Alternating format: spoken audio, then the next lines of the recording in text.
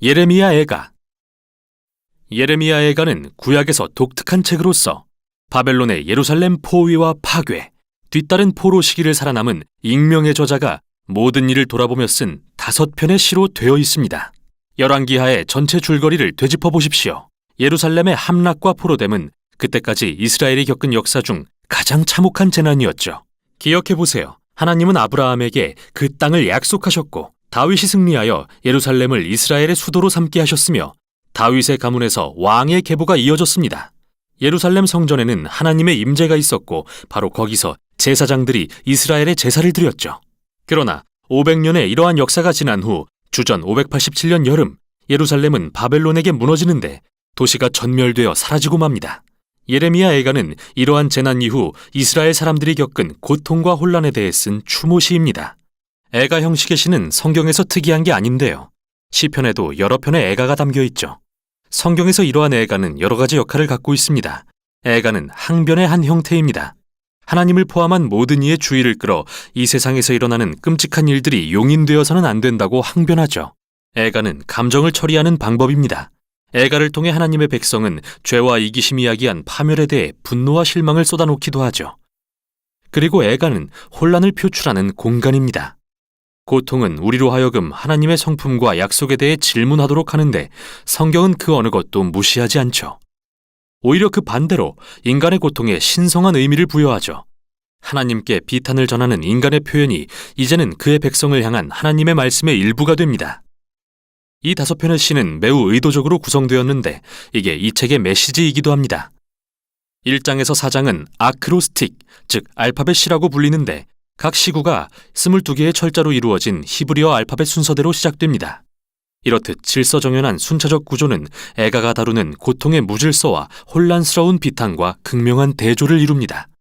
마치 이스라엘의 고통을 하나에서 10까지 다루면서 말로 표현할 수 없는 부분까지 표현하려고 시도하는 것 같죠. 1장과 2장은 알파벳 하나의 한 절로 구성되는 구조가 정말 비슷하지만 주제는 매우 다릅니다. 1장은 시온이라고 불리는 여인의 비탄과 수치에 집중하는데요. 시인은 예루살렘을 과부로 의노하면서 그녀를 시온의 딸이라고도 부릅니다. 그녀가 홀로 앉아 사랑하는 사람들을 잃고 비탄에 빠져 있지만 아무도 위로하러 오지 않죠. 아주 강력한 은유입니다. 그리고 여인은 입을 열어 주님께 자신의 괴로움에 주목해 주시라고 간청합니다. 이러한 모습을 통해 시인은 도시의 파괴가 이스라엘 사람들에게 트라우마 수준의 충격을 가져왔고 그것은 장례식이나 사랑하는 이의 죽음을 경험하는 것으로밖에 표현할 길이 없다고 보았죠. 2장은 예루살렘의 멸망에 초점을 맞추며 이스라엘의 죄가 어떻게 하나님의 진노의 결과로 이어졌는지 집중하는데 이게 바로 이 시의 핵심어입니다. 여기서 중요하게 기억할 것은 성경에 나오는 하나님의 진노는 충동적이거나 변덕스러운 게 아니라는 겁니다. 성경을 쓴 시인과 선지자들은 하나님의 공의에 대해 말하기 위해 이 단어를 사용합니다. 이스라엘은 하나님과 언약 관계를 맺었지만 수세기 동안 이방 신들을 숭배하고 불의를 저지르며 가난한 자들을 억압함으로써 언약을 어겼죠. 물론 하나님은 노하기를 더디하십니다. 그러나 인간의 악에 대해 노하시면 반드시 징벌로 그의 공의를 행하시는 분입니다. 예루살렘의 경우 바벨론이 그들을 정복하도록 허락하신 것이 그 예죠. 이렇게 이 시는 하나님의 진노가 정당하다는 것을 인정하고 있습니다. 그러나 이것이 시인으로 하여금 애통해하며 하나님께 다시 한번 긍휼을 구하는 것을 막지는 못합니다. 3장은 앞부분과 달리 알파벳 하나당 3절로 구성됩니다. 그래서 이 책에서 가장 긴 시이죠. 그리고 화자는 자신의 고통과 비탄을 말하는 외로운 남성으로서 그는 백성 전체를 대표합니다. 재미있는 것은 이 장이 구약의 다른 부분에서 인용한 언어들로 가득 차 있다는 점으로서 욥의 탄식부터 시작해서 시편의 주요 애가들 그리고 심지어 이사야서의 고통받는 종의 노래도 인용합니다.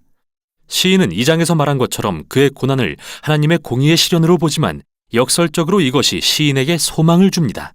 그리고 이 부분이 이 책에서 유일하게 소망의 언어가 쓰인 곳이죠. 주님의 언약의 신실함으로 인해 우리가 진멸되지 않고 그의 자비는 무궁하시며 아침마다 새로우니 그 신실하심이 큽니다. 그래서 나는 말합니다. 주는 나의 기업이시니 내가 그를 바라리라. 시인은 이렇게 추론하죠. 하나님이 인간의 악에 대해 한결같이 공의를 행하시는 분이라면 그분의 언약도 한결같이 지키시어 죄가 그들의 최종 심판이 되지 않게 하실 것이다. 그래서 이 시인에게 하나님의 심판은 곧 소망의 모판과 같습니다. 4장은 1, 2장의 구조로 다시 돌아가서 2년간의 예루살렘 포위에 대해 생생하고 충격적으로 묘사합니다. 그리고 과거의 예루살렘이 이제는 얼마나 끔찍한 포위 상태로 전락했는지 대조합니다. 거리에서 웃고 놀던 아이들은 이제 먹을 것을 찾아 구걸하고, 호화스러운 식사를 즐겼던 부자들은 이제 땅바닥에서 뭐든 찾는 대로 주워 먹고, 한때 화려함을 누리던 왕궁 지도자들은 이제 굶주리고 지저분해져서 알아볼 수도 없게 되었으며, 다윗 가문의 기름 부음 받은 왕은 사로잡혀 포로로 끌려갔습니다. 이 시의 힘은 바로 이런 충격적인 대조에서 나오며, 이 시는 이스라엘이 자초한 고난의 깊이를 살피고 있습니다. 마지막 장은 기존의 구성 양식을 깨는 독특한 시인데요. 다른 시와 분량은 같지만 알파벳 순서가 아닙니다. 마치 더 이상 주체할 수 없는 시인의 비탄이 폭발하여 혼돈으로 돌아간 것만 같죠. 이 시는 하나님의 자비를 구하는 공동체의 기도로서 이스라엘은 하나님께 그들의 고통을 외면하거나 버리지 말아달라고 애원합니다. 또한 이 시는 예루살렘의 함락으로 충격에 빠진 각기 다른 종류의 사람들을 길게 열거하죠. 그들은 하나님께 이 백성을 잊지 마시라고 간구하며 다른 이들의 고통을 토로하며 대신 애통합니다. 고통 중에 침묵하는 것은 이 책의 미덕이 아닙니다.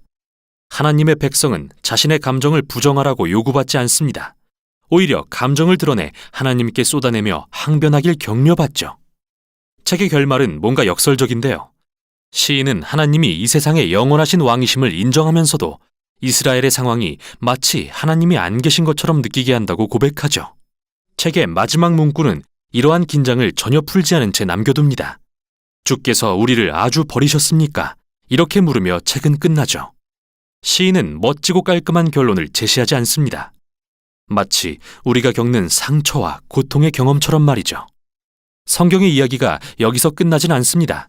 대신 이 귀중한 책은 애통과 비탄의 기도가 깨어진 세상에 사는 하나님의 백성의 믿음의 여정에서 얼마나 중요한 부분인지를 보여줍니다. 이것이 바로 예레미야 애가가 전하는 내용입니다.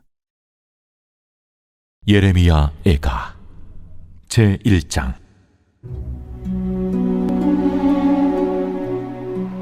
슬프다, 이 성이여. 전에는 사람들이 많더니 이제는 어찌 그리 적막하게 앉았는고. 전에는 열국 중에 크던 자가 이제는 과부같이 되었고, 전에는 열방 중에 공주였던 자가 이제는 강제 노동을 하는 자가 되었도다. 밤에는 슬피우니 눈물이 뺨에 흐르며, 사랑하던 자들 중에 그에게 위로하는 자가 없고, 친구들도 다 배반하여 원수들이 되었도다. 유다는 환난과 많은 고난 가운데 사로잡혀 갔도다. 그가 열국 가운데 거주하면서 쉴 곳을 얻지 못하며, 그를 핍박하는 모든 자들이 궁지에서 그를 뒤따라 잡았도다. 시온의 도로들이 슬퍼하며 절기를 지키려 나아가는 사람이 없음이로다. 모든 성문들이 적막하며 제사장들이 단식하며 처녀들이 근심하며 시온도 곤고를 받았도다. 그의 대적들이 머리가 되고 그의 원수들이 형통함은 그의 죄가 많음으로 여호와께서 그를 곤고하게 하셨습니다. 어린 자녀들이 대적에게 사로잡혔도다. 딸 시온의 모든 영광이 떠나가며, 그의 지도자들은 꼴을 찾지 못한 사슴들처럼 뒤쫓는 자 앞에서 힘없이 달아났도다. 예루살렘이 환난과 유리하는 고통을 당하는 날에 옛날의 모든 즐거움을 기억하였으며, 그의 백성이 대적의 손에 넘어졌으나 그를 돕는 자가 없었고, 대적들은 그의 멸망을 비웃는도다. 예루살렘이 크게 범죄함으로 조속거리가 되었으니, 전에 그에게 영광을 돌리던 모든 사람이 그의 벗었음을 보고 업신여기며 그는 탄식하며 물러가는도다. 그의 더러운 것이 그의 옷깃에 묻어있으나 그의 나중을 생각하지 아니하며, 그러므로 놀랍도록 낮아져도 그를 위로할 자가 없도다. 여호와여, 원수가 스스로 근체하오니 나의 환난을 감찰하소서. 대적의 손을 펴서 그의 모든 보물들을 빼앗았나이다. 주께서 이미 이방인들을 막아 주의 성에 들어오지 못하도록 명령하신 그 성소에 그들이 들어간 것을 예루살렘이 보았나이다. 그 모든 백성의 생명을 이으려고 보물로 먹을 것들을 바꾸었더니 지금도 탄식하며 양식을 구하나이다. 나는 비쳐나오니 여호와여 나를 돌보시옵소서. 지나가는 모든 사람들이여 너희에게는 관계가 없는가? 나의 고통과 같은 고통이 있는가? 볼지어다. 여호와께서 그의 진노하신 날에 나를 괴롭게 하신 것이로다. 높은 곳에서 나의 골수에 불을 보내어 이기게 하시고 내 발 앞에 그물을 치사 나로 물러가게 하셨으며 종일토록 나를 피곤하게 하여 황폐하게 하셨도다. 내 죄악의 멍에를 그의 손으로 묶고 얽어 내 목에 올리사 내 힘을 피곤하게 하셨으며 내가 감당할 수 없는 자의 손에 주께서 나를 넘기셨도다. 주께서 내 영토와 나의 모든 용사들을 없는 것 같이 여기시고 성회를 모아 내 청년들을 부수시며 처녀딸 유다를 내 주께서 술틀에 밟으셨도다. 이로 말미암아 내가 우니 내 눈에 눈물이 물같이 흘러내리며 나를 위로하여 내 생명을 회복시켜줄 자가 멀리 떠났음이로다. 원수들이 이김에 내 자녀들이 외롭도다. 지온이 두 손을 폈으나 그를 위로할 자가 없도다. 여호와께서 야곱의 사방에 있는 자들에게 명령하여 야곱의 대적들이 되게 하셨으니 예루살렘은 그들 가운데에 있는 불결한 자가 되었도다. 여호와는 의로우시도다. 그러나 내가 그의 명령을 거역하였도다. 너희 모든 백성들아, 내 말을 듣고 내 고통을 볼지어다. 나의 처녀들과 나의 청년들이 사로잡혀 갔도다.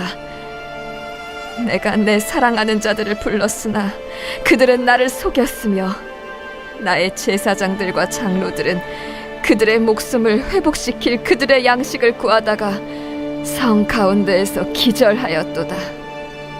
여호와여 보시옵소서. 내가 환난을 당하여 나의 애를 다 태우고 나의 마음이 상하오니 나의 반역이 심히 크미니이다. 밖에서는 칼이 내 아들을 빼앗아가고 집안에서는 죽음 같은 것이 있나이다. 그들이 내가 탄식하는 것을 들었으나 나를 위로하는 자가 없으며 나의 모든 원수들은 내가 재난당하는 것을 듣고 주께서 이렇게 행하신 것을 기뻐하나이다. 그러나 주께서 그 선포하신 날을 이르게 하셔서 그들이 나와 같이 되게 하소서. 그들의 모든 악을 주 앞에 가지고 오게 하시고 나의 모든 죄악들로 말미암아 내게 행하신 것 같이 그들에게 행하옵소서. 나의 탄식이 많고 나의 마음이 병들었나이다.